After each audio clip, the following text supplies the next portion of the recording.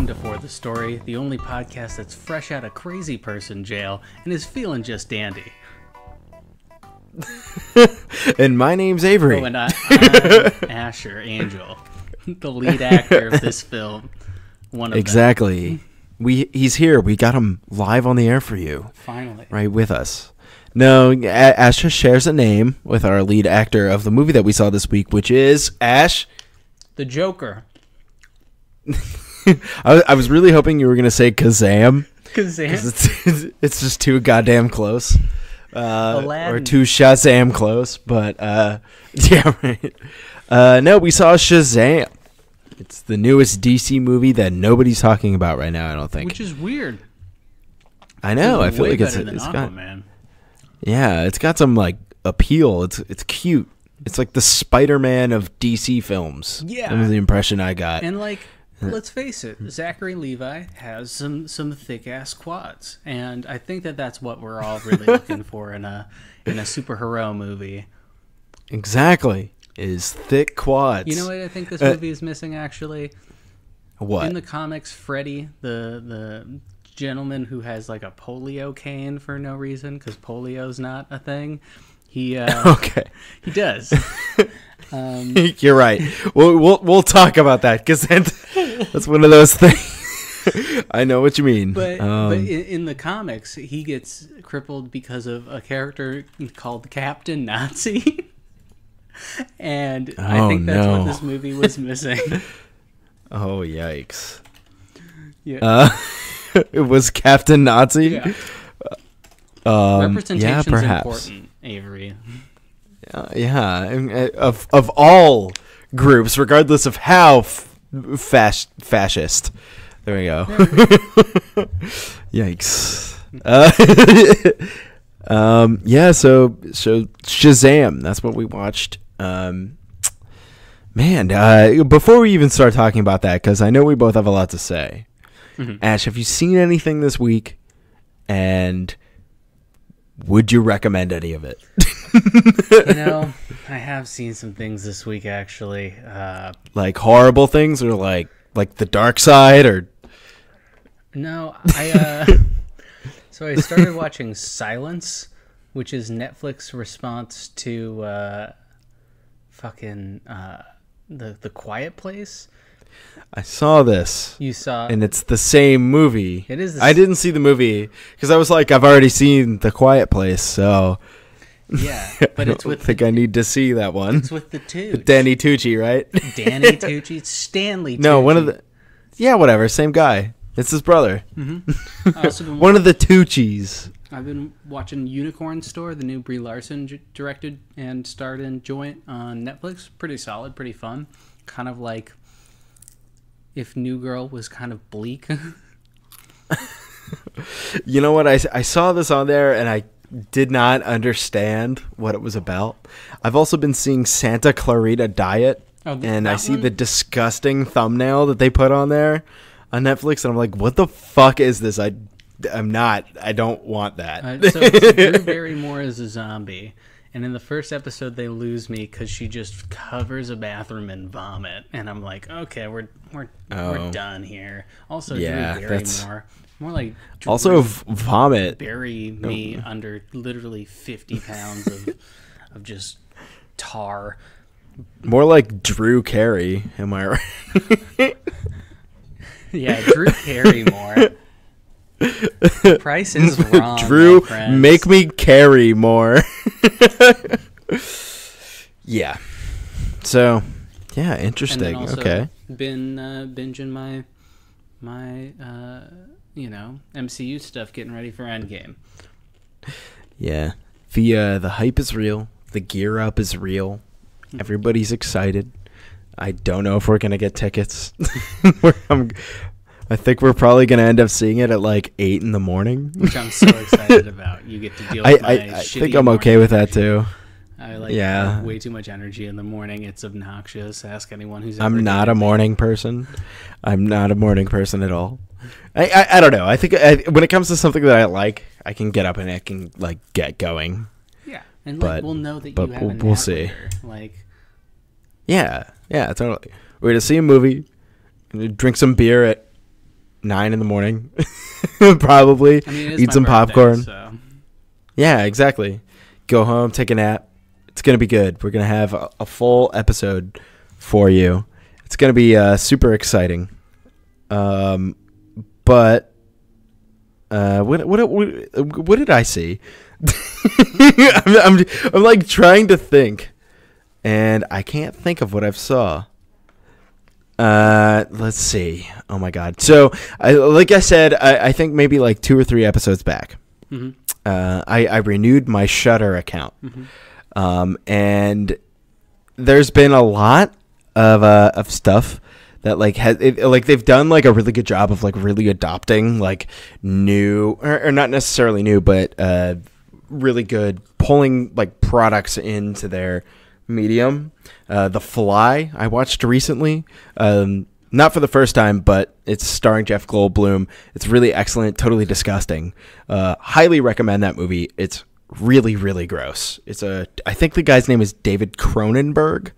Yeah, so yeah, that's what they call totally disgusting amalgamation of just random body parts.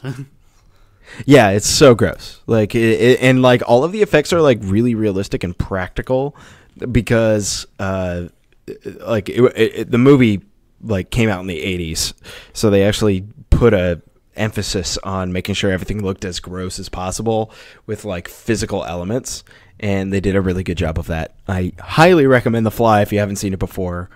I also saw this movie and I can't exactly remember the title. I was like Googling it before we started the podcast. It's called like The Lovelies or The Two Lovelies or something.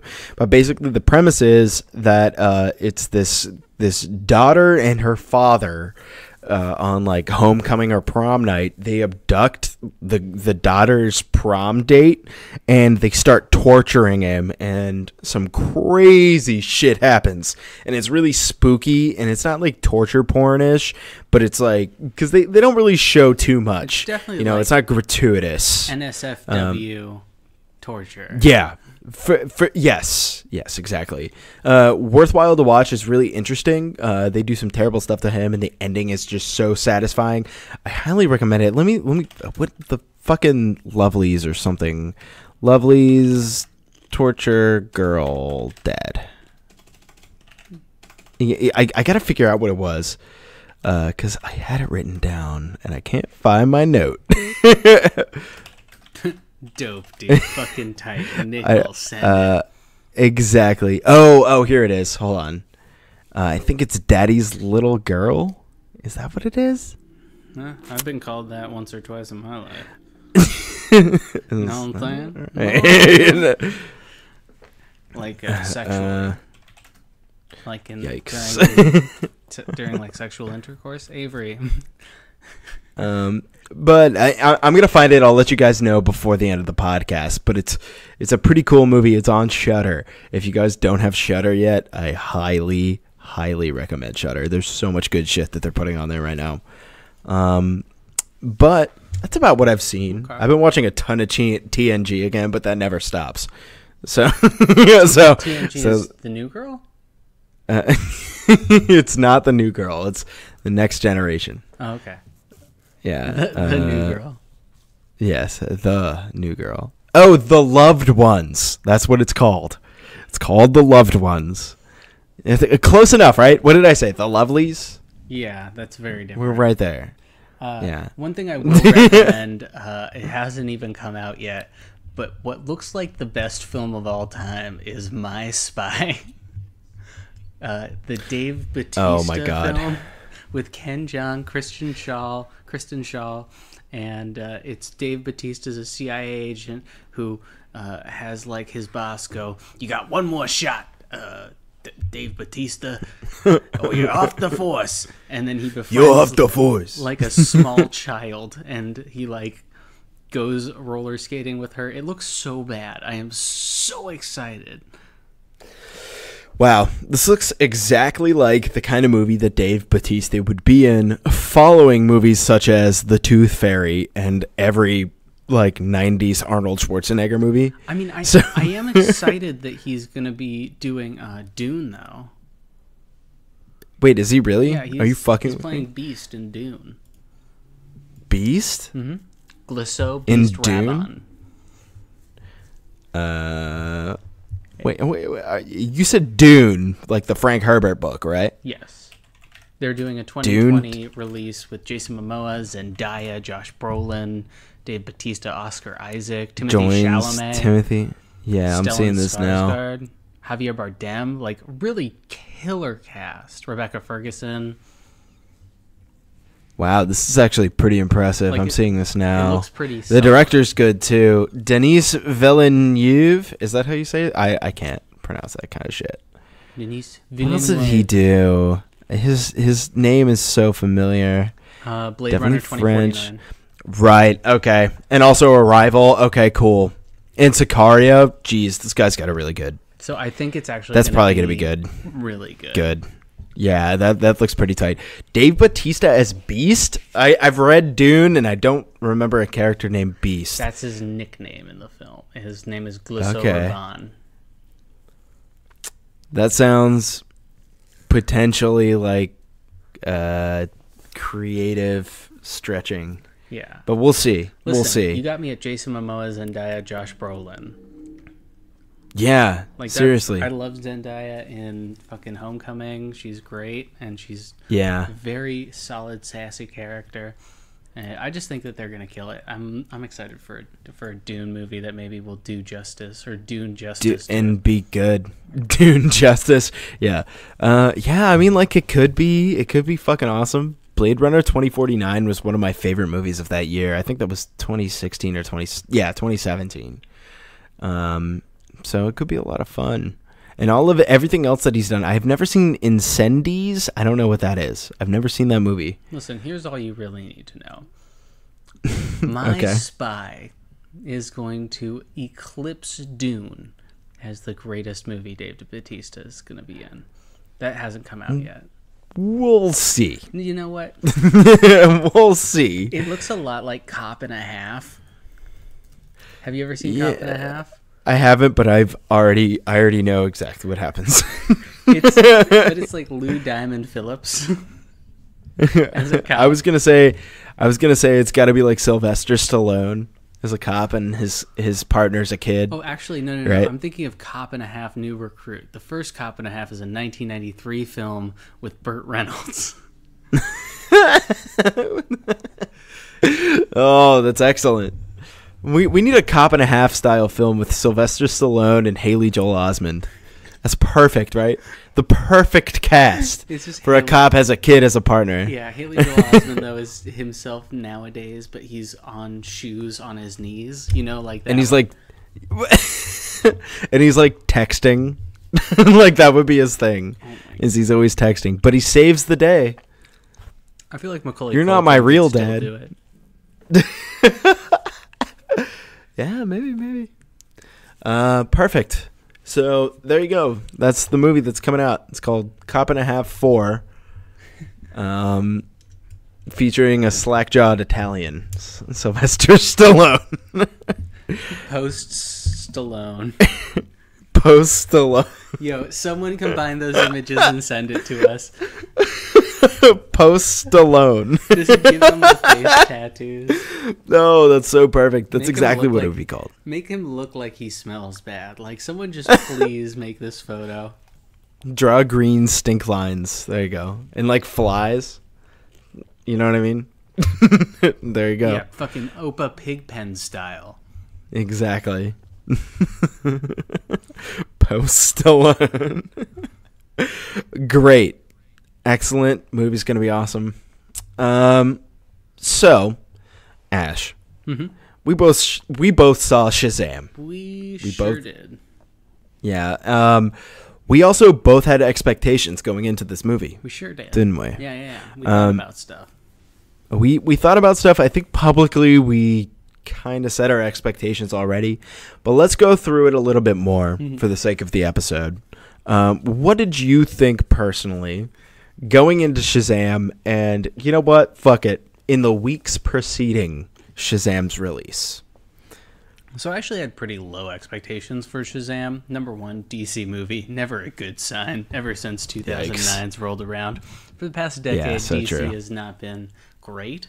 And And for me, they've played the same Shazam teaser trailer. They've never updated it. Every time I've gone to see a movie for this podcast since Venom. So I've seen the same one. No. And at one point he does the floss dance, which also happens in the movie, but it's like less of a big deal. And exactly. Yeah. Which is always like how do you think this movie's going to age? Like the floss dance, do you think that that's a real cultural pariah? It's something I do in front of women to try and repulse them. Like, it has its purpose, but not like this. That's not its purpose. Its purpose is to dry up women. Exactly. Yes. And it succeeds. Yeah, man. Seeing that spot, because I didn't see it as many times as you did, because I remember we talked about this in an earlier episode. I didn't see the Shazam advertisement nearly as many times. I saw it maybe like twice going into like a movie, right? And it was earlier on. It was like more towards the summer before we rebooted and everything. And so I wasn't totally... I didn't want to vomit. By the time I saw those exact scenes that were in the trailer in the movie, I was like, okay, I knew that was going to be in there, right? And it was interesting because there was one thing in particular, I can't remember exactly what it was. It was definitely in the trailer, and it was supposed to be a joke, and nobody in my theater laughed. That being said, I was one of 6 people in my theater. Yeah, I was one of one. I was the only person. I went on a Monday night. Beer in hand. Oh, no. Like, what's crazy is it just came out, and it's number 2 on IMDb, and I don't know what's number 1. I don't understand how that's possible. I don't know how this movie is making money, because I didn't even go on I guess I went on a Tuesday. So maybe I did go on kind of a weird night. But it was a Tuesday, like after the weekend it opened, so I thought like maybe there's going to be people there. But I had like was not good in the gross maybe it opened US 53,000 or 53 million. That's not terrible. What was its budget? It had to have been like probably 120. Yeah, okay, 100 million. That sounds about right. Apparently each one of those suits cost about $1 million, which is a real bummer. That is a real bummer. Because there's like 8 of them. And also, I don't think they look that good. Yeah, I think the one that they used for Zachary Levi looked pretty good. It very clearly had like prosthetic like deltoids. And he kind of looked fat in it. It was weird. And then like his because I don't think I don't think Zachary Levi is in like really excellent shape. He's bigger. He got a lot bigger for this movie, but like right, that's kind of like something that I was thinking, and that's something that I thought like before I even saw the movie. Like we're still staying in our expectations section here. Like I was just like, that's all prosthetics. Like that guy doesn't look like that. And then I saw like there was a couple ads before the movie even came on, and there was like bits that he had been in. Honestly, a lot of musicals, which no judgment. I mean, like that's just what he did. But like he doesn't look like a buff dude. Yeah, he doesn't look like a buff dude. And then I see him in the costume, and the costume is almost so ridiculous that it's like, that guy definitely doesn't look like a bodybuilder. Yeah, he doesn't like have like the freakishness of a Chris Hemsworth or a Chris Evans of just like right. Yeah, where it's like they're giant people. Yeah, like they're just fucking buff freaks. People. Yeah, and you can kind of see it in his face too in some parts. Like he almost looked like he was maybe a little bit too old for the role, and I kind of got that impression like really early on. But I mean, like I still feel like he played it pretty well. I don't know if you want to transition into like prose sections. Yeah, I don't know how you feel about that. There, I absolutely feel prose. There's a lot of pros to this movie. Yeah, I would say this movie's not bad. No, I'd say it's the first good DC film since The Dark Knight. In my opinion, it is second to The Dark Knight in the last 20 years. Like this is a very pretty bold good movie. Yeah, that's I don't think that's totally unfair at all either. No, they did some interesting really story liked, stuff. Yeah, they really did. I think the first like 70% of the movie is paced really, really well and amazing. Edited really, really well. I thought a lot of the editing was very successful in getting what they were trying to execute across. Yeah. And it was like an origin story, but it almost like didn't overplay the fact that it was an origin story. It made it more about the character of Billy Batson, Batson, right? Yeah. It made it a little bit more about him rather than just being like, and you're probably wondering how I got here. You know what I mean? Instead of doing like that angle. So right. I think that benefited the story a little bit. Yeah, and I thought that they did really cool things, especially early on when they were establishing him and Dr. Savannah, who, by the way, Mark Strong has now officially like fixed himself from being Sinestro in fucking the Green Lantern. He has overcome and become now like just, he was awesome. He was such a good bad guy, and I love the way they kind of drew parallels on their stories. Just really imposing and scary. They really didn't do much for his design. He wore like Michael Keaton's outfit from Homecoming with like the leather jacket with the fur. And then, but just the eye, and it was very like minimalistic, but it looked fucking great. He was imposing and scary. Did you know he's British? Yeah. I didn't know that. I'm actually looking at his IMDb right now, and I couldn't tell. I felt like his accent work was totally acceptable and perfectly fine. I didn't know that at all until I saw that. I like the way he did his costume. I think it shows that they were able to creatively save money by not making him a big gray villain. But we'll get into the big gray villain problem a little bit later. But all they did really was give him a CGI eye and make him wear sunglasses for most of the movie. Yeah. And he was fun at the same time as being kind of scary, which was pretty cool. Yeah, it was pretty cool. It's nice in comparison to a lot of the more recent. Like they kind of did like a classic thing with like, you meet the supervillain and you lose to them the first time and barely get out, and then you come back and you like discover your true power and then you can beat them. Which a lot of like the MCU origin stories have not done that as of late. It's been like they power down the hero and then they get their power back and they can easily win because they have their power. Okay. You know? Yeah, totally. I think a lot of what they did for the origin story for this kind of followed a really familiar beat, but in a comfortable way, not in a boring way. Yeah. Does that make sense? They managed to do like basically a training montage, and it wasn't boring, or like I kind of left it and then I was like, wait, did I just go through a training montage? What just happened? It was like a stylized way of doing it, because basically the idea, Billy Batson, our main character, is he's an orphan. His parents have pretty much abandoned him. And he's being bounced around from foster home to foster home until he lands with his parents that he's with now. I can't remember their names, but he ended up with them, and they're like actually nice people. Like they're not like gross weirdos or anything like that. They're like, hey, we're foster parents. We have other foster kids. Like, and they were foster kids themselves. Yeah. It was the Vasquez's. Yeah, and it was like almost kind of like adorable. Like I saw them and I was like, this kid's gonna think they're dweebs, but then he's gonna come to love them. That was a little predictable, but you know, it kind of makes sense. Like they're very lovable as parents, which I really thought was kind of adorable. The whole alternative family message of this, I thought, was the cutest fucking thing ever. Yeah, it was really nice. Yeah, and so like they actually cared about this kid, even though he wasn't their kid. It's like they're just actually nice people. But he makes quick friends with he's the kid who shares his room. What's that kid's name? That would be Freddy. That's Freddy. Is that the character's name? Yes. Okay, so Freddy, what's the actor's name? His name is Jack Dylan Grazer. He played Freddie Freeman.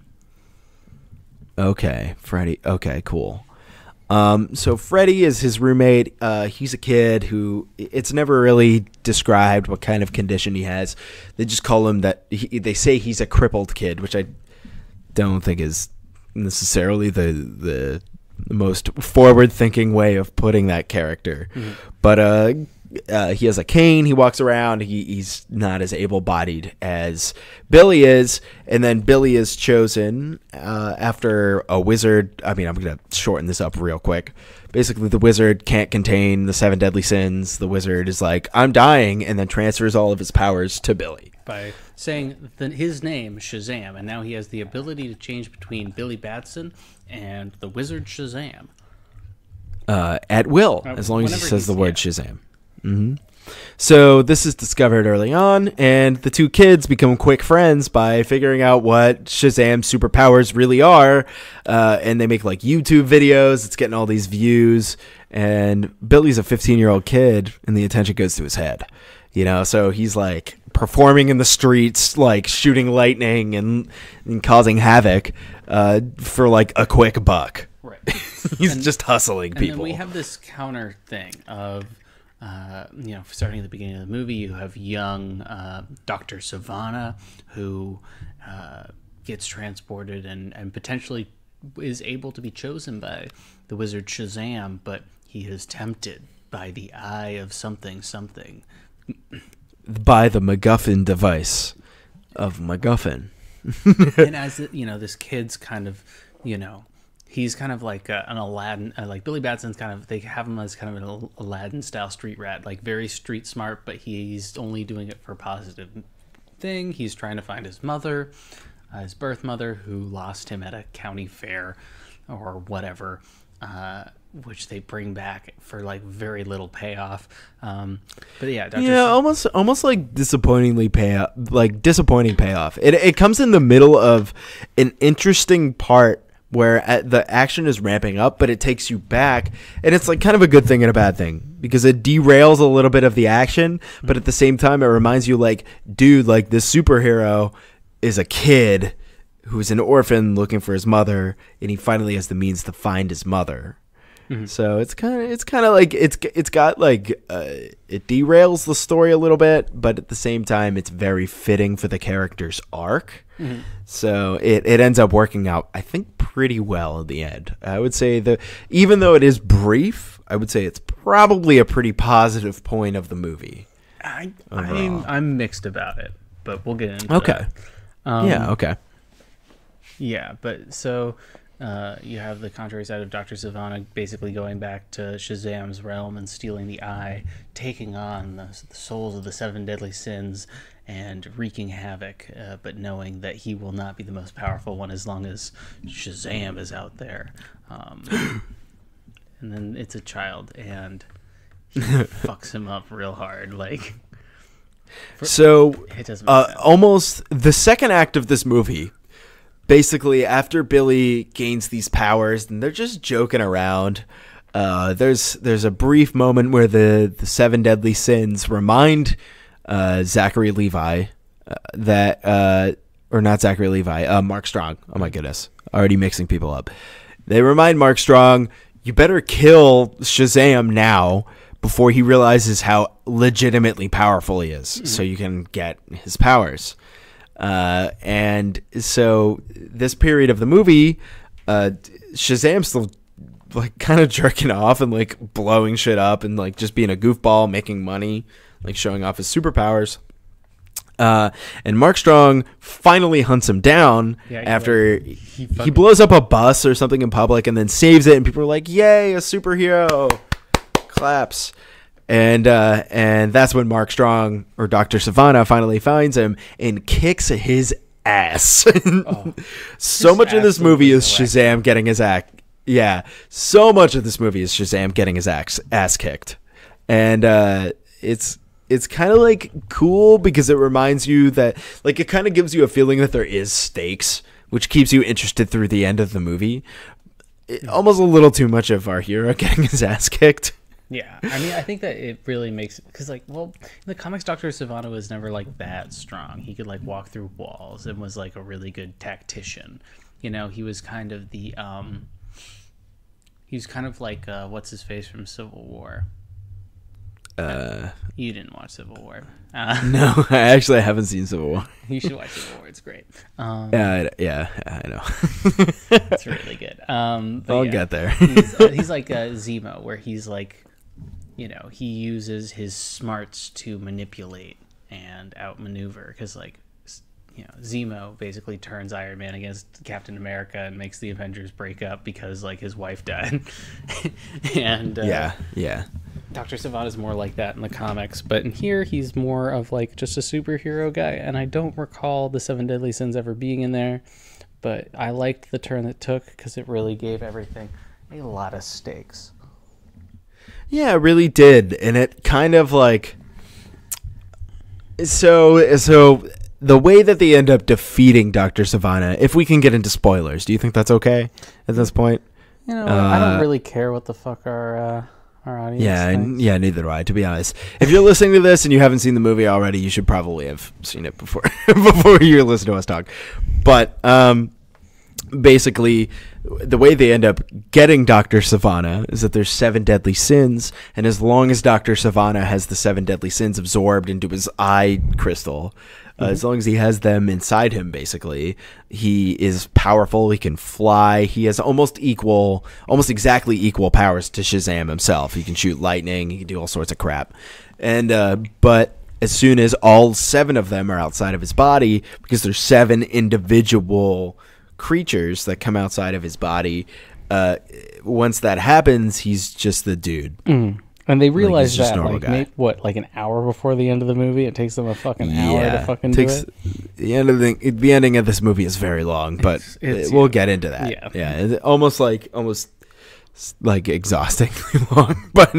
But so that's a thing that happens. Basically, he keeps one of them inside his eye at all times, so he doesn't just totally lose his powers. I don't know. Whatever. Big gray villain. There you go. But I think the real way that this movie shines, and the biggest things about it, are that it's really accessible.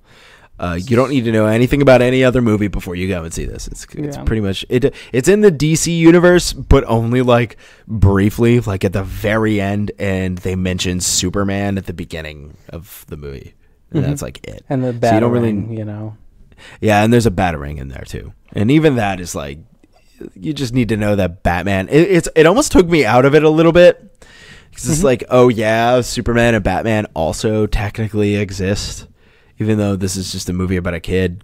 It's kind of like, it's almost a little groan-worthy, because I feel like this could have been, Yeah, it's very off DC's brand, because, they do Gotham, Metropolis, they do the fake city names, but this one's just like, it's in Philly.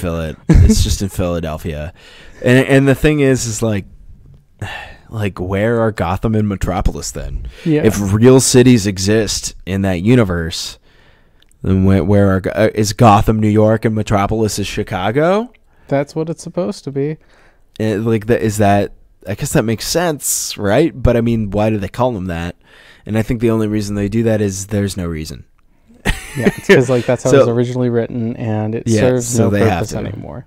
Yeah. Well, but in the Nolan Batman movies, Gotham is pretty much Pittsburgh, right? Because I think a lot of those were actually filmed in Pittsburgh, Pennsylvania. So I think that's what they're going for there. It's just a city with a lot of poverty and crime. Like it insert whatever city works. Any Rust Belt, Cincinnati works. Yeah, the Natty, absolutely the Natty. Shout out to Nipsey Hussle. Parts of Chicago, perhaps Detroit, but RoboCop's king there. So yeah. Yo, Batman v RoboCop. v RoboCop. Give me shit, that I would watch that. Yeah, let's see that. Man, I would watch the shit out of that. The only way for anyone to fight Disney is for shit like that to happen. Like, there's got to be just bold crossover movies. Give me just T-1000 versus Harry Potter. God damn, I would love it. I would love it.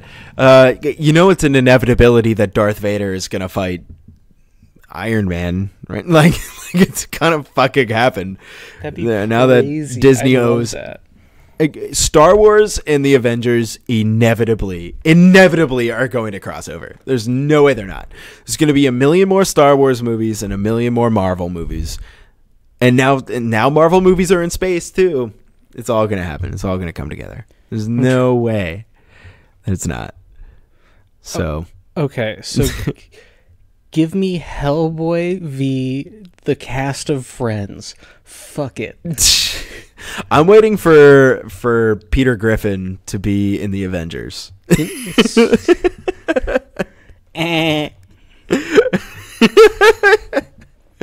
Oh yeah, Homer Simpson versus wait, that's a Fox thing. Yeah, Homer Simpson versus shit. What's a Disney character that would work? What do you think would be an even matchup for Homer Simpson? Ant-Man?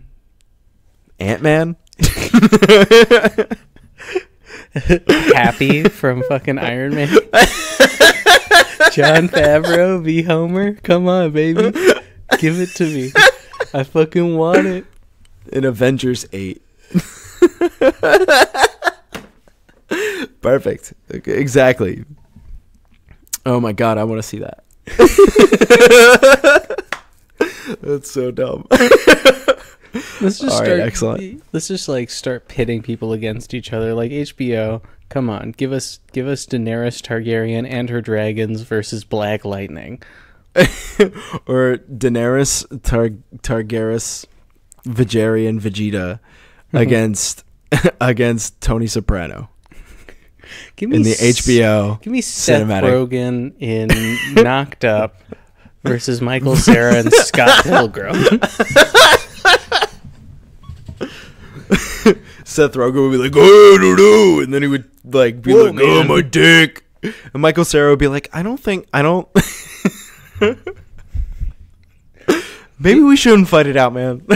Give me James Franco in that one movie about the room versus Steve Carell in Little Miss Sunshine. Oh, excellent. Yeah. No, Pitched combat. No, because everything's a cinematic universe now. Give me the Swiss Army Man versus, I don't know, man. Versus Harry Potter. Give me the Swiss Army Man in a fucking like who's the guy in like a Simon versus like a Simon Pegg character where like they're like out drinking but the Swiss Army Man's like ruining their what's that? It's called the End of the World or end something. Of the fucking world. Yeah. No. It's the End of the World pub. At World. Is this? Yeah, at World. Yes, that's it. Just give me like the fourth movie in the Cornetto trilogy, but it's like them versus the Swiss Army Man. Exactly. How about in the Spy Kids cinematic universe? It's Gore Alita Battle Angel versus the frumpy red-haired kid from Spy Kids. Oh my god! Give me the Boss Baby versus the Great British Bake Off. Just chefs covering the Boss Baby in buttercream. There's a movie called Freddy versus Jason. You probably knew about that one though. What? Yeah, Freddy Krueger versus Jason Voorhees. Oh, I just thought they fight each other. I thought that was like quote from that movie. Why won't you die? And then Jason goes like, Okay. Exactly. Let's get back on track with some negativos because I have quite a few. I have some of the things that I found to be negative about this movie in retrospect are actually kind of charming. So, all right, there's a lot of good about this movie. I think it's pretty fucking cute, all things considered. So mine are pretty nitpicky. I'm gonna go with number one. That woman never looks like she's 17. Ever. No, she looks 35 at the youngest. Even when she's 17. Yeah. Yeah. And this is Billy Batson's mother. And when he meets up with her later in what is a scene with zero payoff and kind of zero use in the movie, besides showing him that the foster kids are his real family, which is like You could do that any which way. But she's like, I was 17, and I was just going, you were? Honestly, they could have been like, tan. Exactly. They could have been like, I was 24, and that would have been so much more appropriate. Or or just get a different actress. Like, it's not like you needed a name brand actress in there. I see what they were going for. They probably didn't want to pay another actor. Get that girl from fucking End of the Fucking World, and she's like, I was fucking 17. I didn't want to be. Actually, that wouldn't have been a poor acting choice. No, or a poor casting choice. That probably would have worked pretty well. And but like I get it. I get why they didn't want to do that, but that immediately took me out of the movie, because all I could think of as soon as I saw her portraying a 17-year-old kid was, that woman is not 17.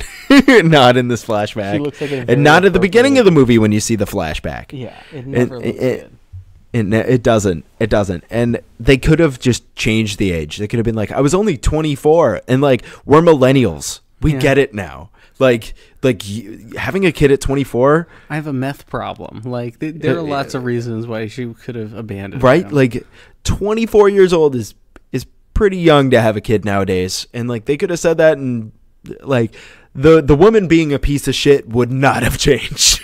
Like, it would have been all completely understandable that she just could not afford it.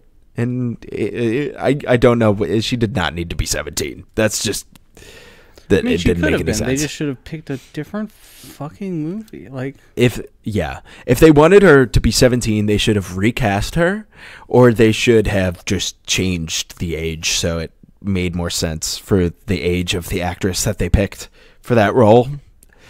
You know, it's so bizarre. They had choices and they chose not to. Yeah, that's okay though. I mean, that's such a minor thing, and I get why. Yeah, it's nitpicky, but you're totally right, because that completely took me out of the movie a little bit for like a second. I was like, oh no, like as soon as I saw it. So then, second nitpick. So Billy Batson is not pure of heart. I don't know where that came from. Like, as a character, he's not pure of heart, and it seemed like just so coincidental, just for the sake of the plot, that like Shazam was like, this is the perfect kid. He beat up a bully with a crutch, and that's true. That did happen. And like, but it was like, literally, it seemed like, okay, Dr. Savannah comes in, takes the eye, and then immediately he's just like, well, I guess just the next kid to do something good. And I feel like if Billy Batson, as the character was portrayed early in the movie, had the temptation part of the test, wouldn't have passed. Just not that great of a guy. So, I agree with you in a lot of ways. I am going to combat this, though. Okay. Because if you remember, like you said, Dr. Savannah, he comes in and takes the MacGuffin device, and he's just like, I ain't pure heart, sticks it in his face, and now he has the 7 deadly sins. Shazam the Wizard he's there. He's like, I got one more kid in line. Because remember, he's just like, wizardly powers, find me a kid pure of heart, and like, anybody will work. Like, seriously, I'm desperate. And then the sparkles go out, right? Mm-hmm. And then finally they get to Billy Batson, and Billy Batson's the next kid, and Shazam the Wizard's like, I don't have any more time. Like, dude, you got to do it, and you got to learn how to be a superhero. Mm-hmm. And he's just like, hold the staff, just do it. We're doing this, man. Okay. So it's like, I think part of the story was that he's not necessarily pure of heart.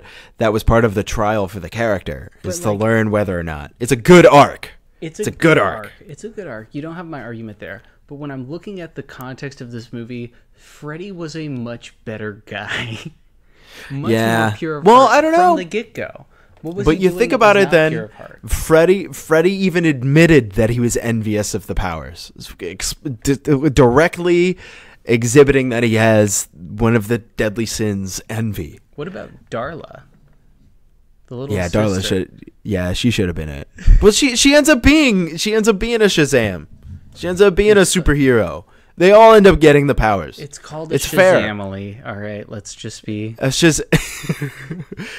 Ash texted me that after I got out of the theater. I was like, God damn it! God, that's good. You're so right.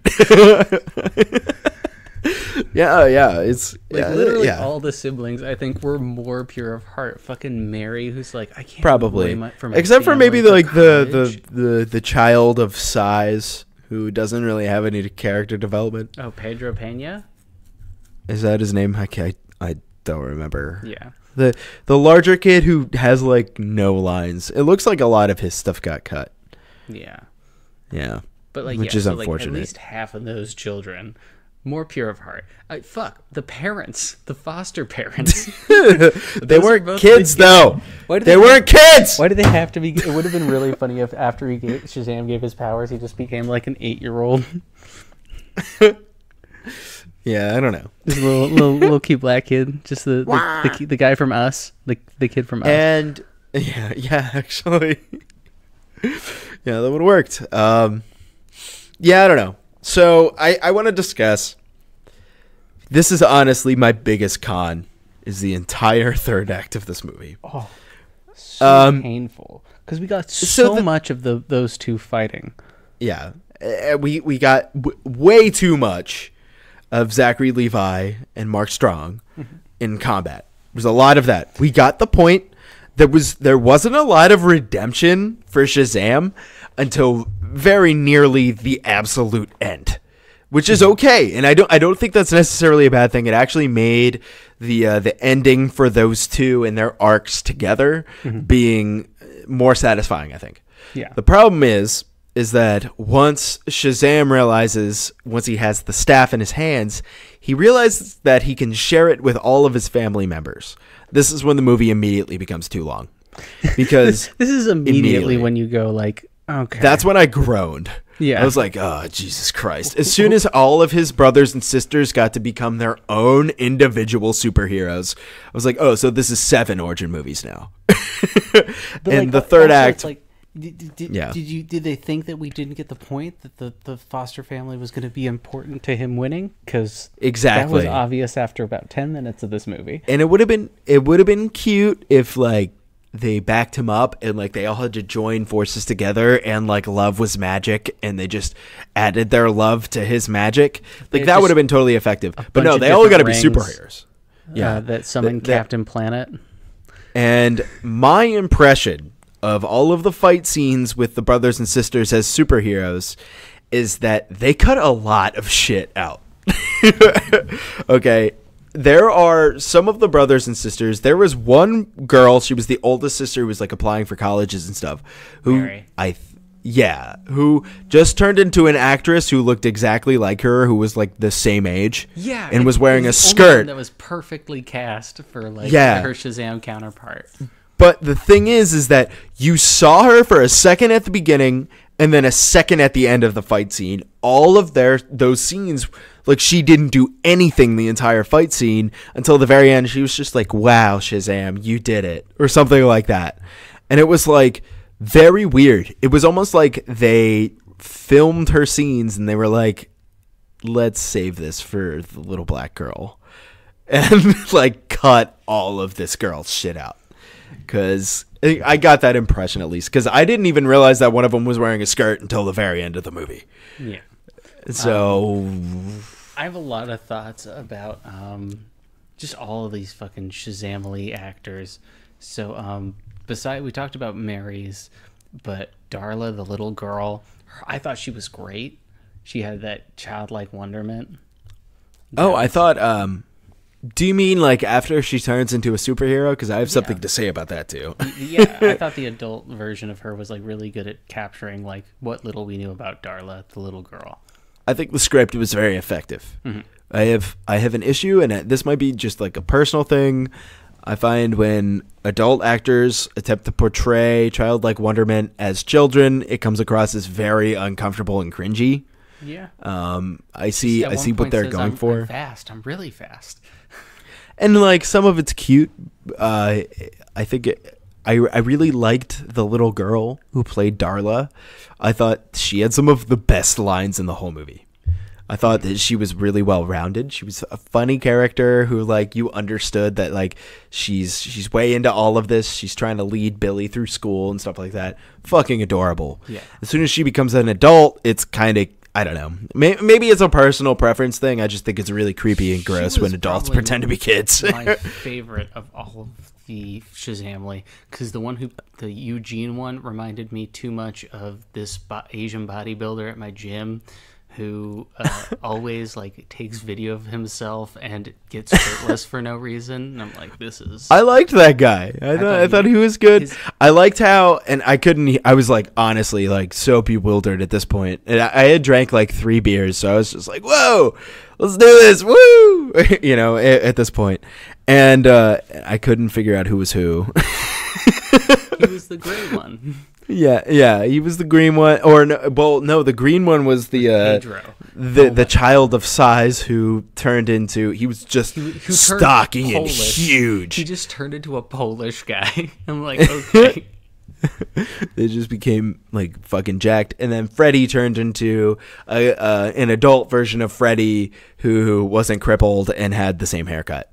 Yeah, but it was aesthetic. In an episode of New Girl, and that's like it was freaking. You know what? Out. I had a feeling I recognized that actor too. I was like, that guy. He was the one who, when Nick broke up with Caroline, he was the one who was still in love with Jess and was trying to fuck her with his child there, and it was real weird. Yeah, real weird. Well, there you go. Now you know. So that's Shazam, man. Do you have any further cons? Yeah, big gray villains. 7 just gray. We got to talk about it. Poorly designed. Like you could only really tell that gluttony was gluttony. All the sins like didn't. It's like not Full Metal Alchemist where they even like draw attention to it. They're like, I thought lust would be a lot more attractive or something. It's like that the one with the long time. Like I don't even know. I don't even know. And the thing, I think a lot of it is like, it appeared to me that they didn't even have the creature designs down after the script was already filmed.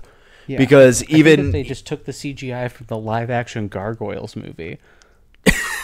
It looked like that. They all look so similar. There was the one with the wings and then the really fat one, and those were the only 2 that stood out. Mm-hmm. Every other one, even like Envy, who has like his own like plot point. That's how they kind of get Dr. Savannah like in a corner. They're like, you still have Envy, you know what? Let him out because we're just gonna beat your ass, you little bitch.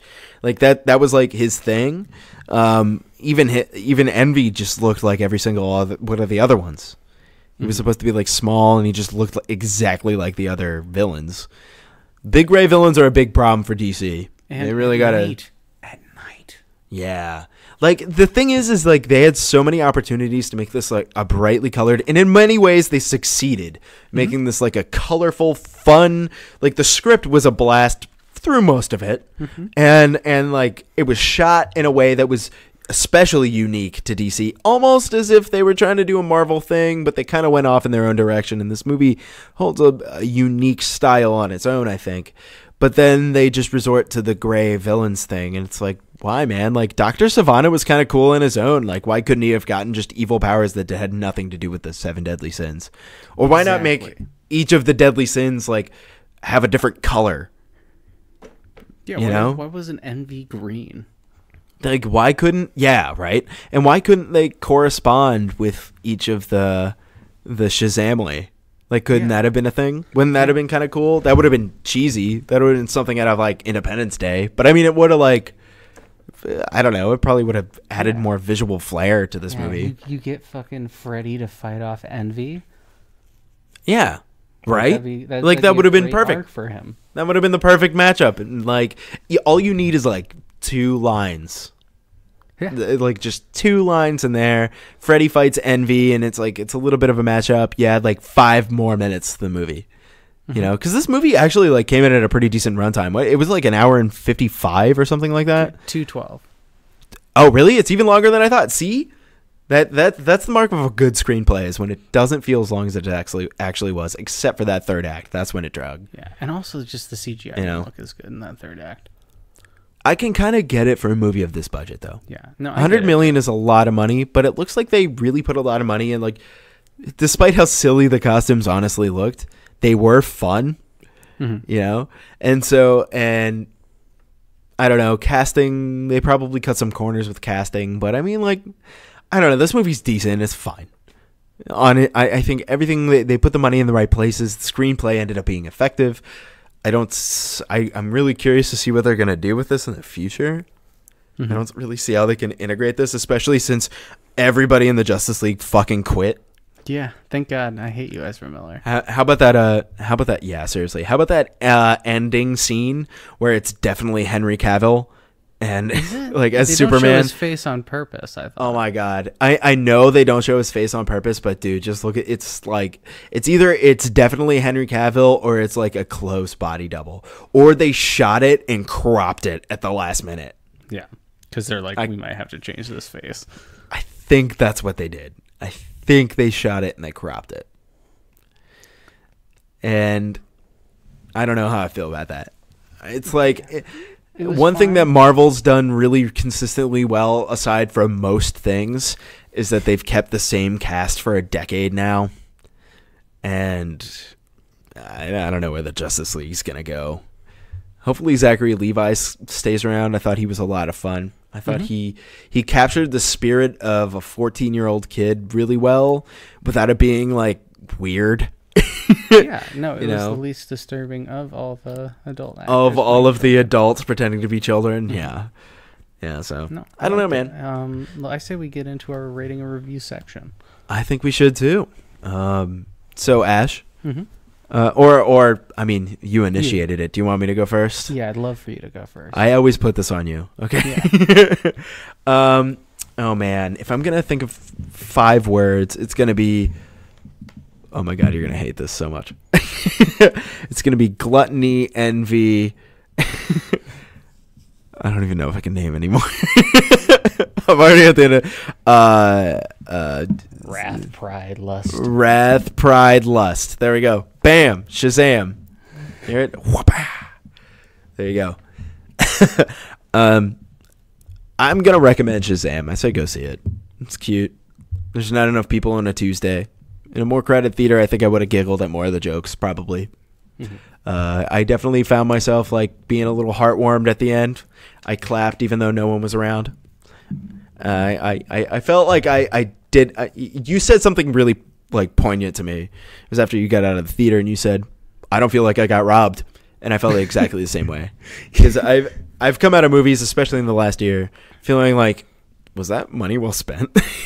I felt like going to see Shazam was cute. It made me feel good. I recommended it to my mom and my sister. You know what I mean? It was one of those movies. And Mom, and Dad, or Mom, sis, check out this movie. Yeah, I wish I was fucking adopted. Not what I was trying to say. It gets the Avery recommended it to his mom seal of approval. That's a solid one.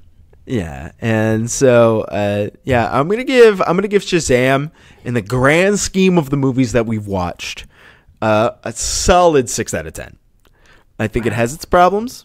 I think it has its really positive things. I think you should see it, but when it comes down to raw filmmaking, there are problems, especially in the third act, that kind of like undercut it. You know what? Fuck that. I give it a 7 out of 10. Okay. I think now that I'm thinking a little bit more about it, I think it's more of a 7. But yeah, like 7 out of 10 I think is totally fair. Has its shortcomings, but I think the positives outweigh it. I say totally go and see it. It's cute. You're gonna be heartwarmed. You know, like that this kid finds his real family and whatever. Absolutely dope. Yeah, exactly. Send that 7 out of 10 home to mom and your sister. Yeah, and your sister. If you don't have one, ask your mom for a sister. She'll be very confused. She's like, I'm postmenopausal. Please leave me alone. Why is this the first time we've spoken in 6 months? Oh no. Yeah, you're a bad guy. Call your mom. Not you, our audience. No. You know who you are, Tyler. Mr. Durden. Oh no. Anyway, Ash, how about you give us a couple words? And by a couple, I mean several. And by several, I mean 5. And then a rating, a review, and a recommendation. We are Shazamily. Brothers and sisters. Not me. That's way too many words or way too few. That's okay. It doesn't matter. We are Shazamily, brothers, sisters. Just you guys wait till For the Story Season 3 and we really crack down on these words. Yeah. We're going to keep going until the full hour is covered under our review words. So, Shazam's like a pretty good movie. It has like classic DC flaws, but this is the first time I've gone and seen a DC movie in this new post-Nolan era where I've been like, this is going in the correct direction. This is a good move for DC as a whole. I loved the cast. I thought, for child actors, I wasn't cringing the whole time. I was thinking for, having really fake muscles, I was not laughing at these people the whole entire time. CGI suits did not bug me. It had its problems, especially with just very nitpickable stuff and the classic big gray villain at night fight. But it was really good. I'm going to give this movie an 8 out of 10. Go see it. Bold. I like that. For a DC film coming from Asher, an 8, that's strong. That's pretty much strong. As high as it goes. Right? Yeah, man, I totally agree with you. I mean, at least 7. I agree with you. but like, yeah, it's like, go ahead and go see it. Shazam's cute. Like, you're probably gonna like it. Give this movie some more money because I think DC needs some kind of incentive to make less Aquamans and more Shazams. Does that make sense? Like, so give your money to DC so they keep making movies more like this. Yeah, it's got to beat Aquaman, and that's gonna be a rough one. Yeah, I don't think it's gonna happen. I think it's we got more Aquamans coming on the Despite horizon. the fact that I think there might have been one other guy in my theater, and it was like a guy with a short haircut and like big black plugs, wearing a black shirt and black skinny jeans, and I'm like, this is a DC guy. I know. Yeah, I know what you mean. Speaking of, we got Joker on the horizon. That is the number 1 movie on IMDb right now. Yeah, everybody's talking about it. I don't know. I can't wait till an incel uses him as an inspiration to kill people, because I feel like that's going to happen. It's going to happen. The Joker's like the Marilyn Manson of superheroes, right? Ugh. I mean, like, I just saw a meme where they're like 1940s, throw him in a vat of poison, and then 2019, put him in a society. And I've seen this one too. I think it's supposed to be vomit worthy. I think I know I follow this Facebook group called Implying Movies Are Good. Which, by the way, you should follow, Ash, if you don't already. They put some pretty good stuff. It's stuff that like we talk about too, which is good. But the problem that I have with the Joker, just in general, over most forms of medium, except for the Heath Ledger Joker, because that's like unique and like a gem, is that he's fucking dumb and cringy. And I know you don't like that. I know our listeners don't like that. But man, I just don't like the Joker. I don't really like Batman either. I hate Batman. I just don't get it. Batman's brooding, and then the Joker, it's just like, especially how it's been adopted by incel culture, is just so awkward and cringy bad to me. It's like, oh my god. If you ever go on Reddit, you should check out Shitty Movie Details. Have you ever seen that? Like, this is one of my favorites. In Star Wars Episode 6, Boba Fett gives a subtle nod to Princess Leia. This is a subtle I've seen this kind of meme. I know what you mean. Yeah, so everybody should follow Implying Movies Are Good. And also, it's going to be a long night for me. I want you to know, Ash, too. I'm recording an episode with Dr. Snuggles on Gets Off with Dr. Snuggles tonight. Dr. Snuggles himself, Alistair, is in Australia, so we start recording at 2:30 in the morning. Enjoy that 3-hour recording. Yeah, it's gonna be fun. I honestly, Alistair, all of that crew, I listened to an episode in preparation today, and they're nice people. I'm looking forward to doing it. If you guys haven't listened to anything on the Companeros Movie Network or a podcast network, they've changed their name. I forget what it is right now, though. Well, I think Okay, so I got to look into it because I know that they did change their format a little bit, but I know they have Movie Melt, which I think is one of like a little bit more like us. They review like more modern things, or they could be. I honestly I haven't listened to it yet. I will. Anyway, Companero's podcast network. They only talk about movies.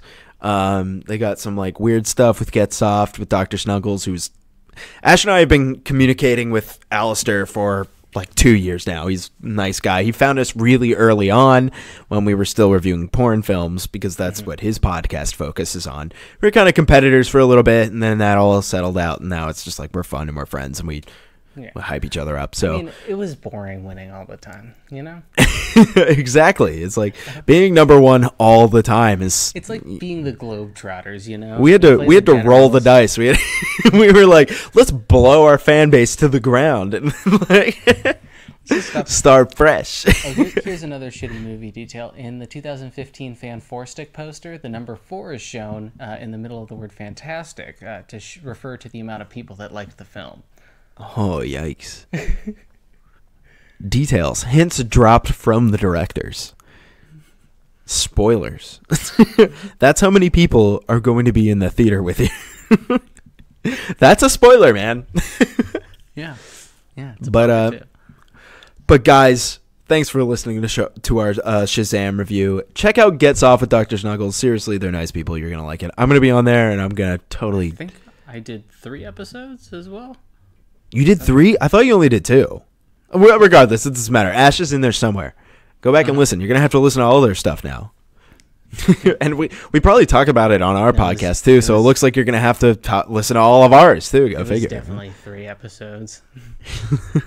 But there it is. Go ahead, listen to them, listen to us. You guys are already listening to us, so you're stuck. Anyway. But guys, thank you so much. We really love you. Find us on Instagram at For The Story Podcast, or send us an email at forthestorypodcast@gmail.com. We will respond to your emails on the show. Like, we will do that because we think that's fun. So nobody's sent us an email in a while. Yeah. So send us some. Like, seriously, we want to talk to you guys. We like getting input from you guys and seeing what you like, even though you guys mostly do that on Instagram, which I think is okay too. So yeah. But thank you guys so much for listening to us. We love you so much. And goodbye. Goodbye. We are Venom.